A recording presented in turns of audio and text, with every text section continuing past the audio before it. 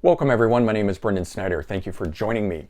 Today we're going to take a look at the debut solo album from Heart vocalist and guitarist Nancy Wilson. It's called You and Me and it just came out May 7th.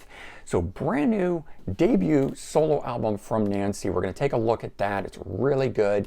But before we dive in, if you're new to my channel and you haven't already hit the subscribe button, please click the button. Also leave a comment, hit like, all those things help support my channel. I would greatly appreciate it. And if you enjoyed this video or you know someone that would, please share it, help get the word out on social media. That way I would also appreciate that. And of course, by subscribing, you'll be able to stay up to date on all that's going on in the world of music. Just like this, we're taking a look at Nancy Wilson's debut solo album, You and Me. And a little bit of background on Nancy. So she formed Heart back in 1973 with her sister Ann Wilson. And while over the years there's been various support musicians that have come and gone throughout the lineup, the band itself has remained together for an amazing 48 years long. And they've made 16 studio albums, but surprisingly, this is actually the first solo album that Nancy has done herself. Now, back in 1999, she did release a live album called Live at McCabe's Guitar Shop. And then in 2017, she formed a new band called Roadcase Royale, of which they released their debut studio album the same year called First Things First. However, if you're worried about Nancy taking on lead vocals, don't. If you recall, in 1985 on the self-titled album that you can see behind me there, she takes lead vocals on These Dreams, and that one in 1986 climbed all the way to the top of the charts on the Billboard Hot 100, creating Heart's first #1 hit. So she's definitely more than capable of doing lead guitar and lead vocals for an album, and in my opinion, she does it amazingly well, which brings us to the album itself. Let's talk a little bit about the album now. So the album itself features 12 songs. There's 8 originals and 4 cover songs on here. Of the cover songs, we've got The Rising by Bruce Springsteen, Daughter, which was originally done by Pearl Jam. And I initially thought, that one was a little surprising on there, although I know they're both Seattle-based bands. She does a really good job of it, though. The Boxer by Paul Simon, and Dreams by the Cranberries, which is probably my favorite of all 4 of these covers.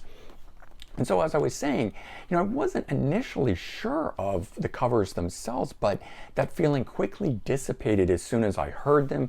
She does make each and every one of these cover songs her own on here, and she definitely makes it feel like part of the rest of the album. It gels really nicely. And the songs, though, they stay recognizable, and so you feel that, the album itself has those hits, which creates some interesting peaks and valleys. The album itself, flowing from one to the other, and so you get that up and down in it, which is quite nice, I think. But overall, the album itself is very comfortable the way that it's done. It just clicked with me from the start. I think it gelled.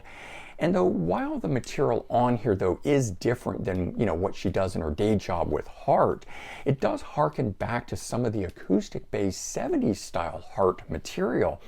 And it doesn't try too hard in terms of doing that. I think that it does it effortlessly, and it makes the album feel really good as a whole.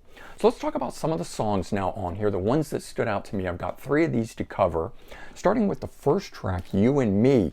It's a beautiful, sweet, organic acoustic opener on the album that slowly grows, adding additional instrumentation as the song goes on throughout it, which I think is a really nice way to ease into the album. And the next track that stood out to me is called Party at the Angel Ballroom. This one here is probably the most rockin' song on the album, and it was written and performed with Duff McKagan of Guns N' Roses on bass and Taylor Hawkins on drums from the Foo Fighters. So pretty cool to get those 2 guys guesting on it. Lots of energy on this song itself, creating a really high point on the album. And the other song that really stood out to me on here is called Walk Away. This one here opens, as a quiet acoustic number again, but it later kicks in with a really good rhythm and a really nice beat to it. But it's got an underlying beautiful orchestration to it as well that really sets itself apart from the rest of the album. It also happens to have my favorite lead guitar work on it.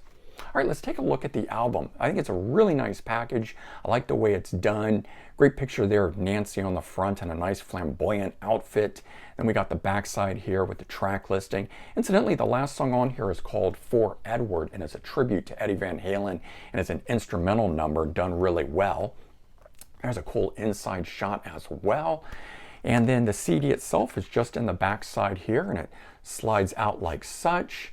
And then we've got a booklet in this part, which I will go ahead and pull out and show you. Get another great shot of Nancy there. And then the inside, while just lyrics on here, it is good to always have the lyrics. Gives you a little information there on the backside about who's playing. This is my favorite shot, though, of Nancy with that guitar there. And so, you know, nicely we get 5 really good shots of Nancy in the packaging here. You know, all too often artists, you know, these days putting out albums don't do shots, you know, promotional shots like that on the album. So well done, Nancy. Thank you for including those. It certainly makes the album packaging more interesting. And so bottom line on this album here, I think it's a fantastic album by one of rock's greatest guitar players. While different than her day job in Heart, the album feels like a long lost friend to me. It's just comforting and enveloping both in sound and style. I think if you're a fan of 70s classic rock era Heart, you're going to really enjoy this. But also just if you're a fan of rock and roll, you're also going to enjoy it. And I would highly recommend fans of that checking it out as well. All right, hope you enjoyed this review of Nancy Wilson's You and Me debut solo album. Please leave your comments below. Let me know your thoughts. I hope everyone has a great day, and I'll talk to you all real soon. Bye, everyone.